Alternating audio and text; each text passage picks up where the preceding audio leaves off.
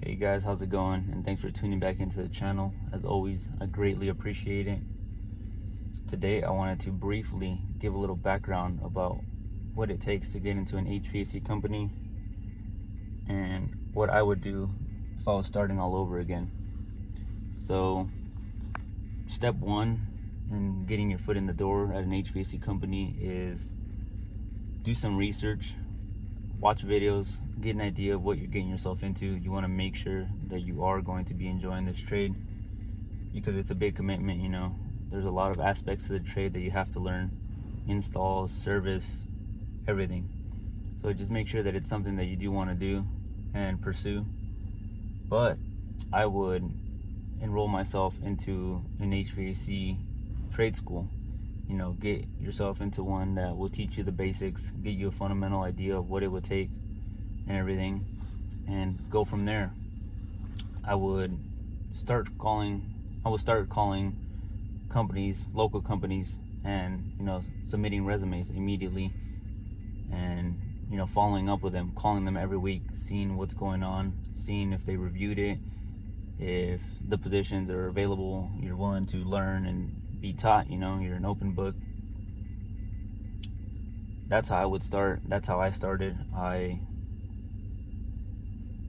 went on a side job with a family member and I was totally intrigued by it. He kind of gave me an overview of everything and how it works. We did a restriction repair that day. We did some brazing. He kind of went through the electrical components and everything, and I was intrigued. So immediately I called around and I found a trade school that was willing to work with my hours. And I would work during the day and go to trade school at night. And I did that for about 2 months. And then I immediately started submitting resumes to local residential companies seeking to be an installer. Being an installer is a great way to get your foot in the door. They'll teach you the trade. You'll learn to braze. You'll get familiar with electrical, piping, everything. So it's a great way to get your foot in the door. So I finally got a call back from a company and they're willing to take me on and teach me. So I went and worked with them and it was awesome. I learned how to signal cranes, learned how to land units, and I picked it up pretty quickly. And within 6 months or so, I wanted to expand out and do commercial. So I switched over to commercial and I haven't looked back ever since. I'm not saying that residential isn't the way. I love doing residential. It's a completely different ballgame though when you're on a commercial roof compared to a residential house. But I love doing both. I have no complaints about either.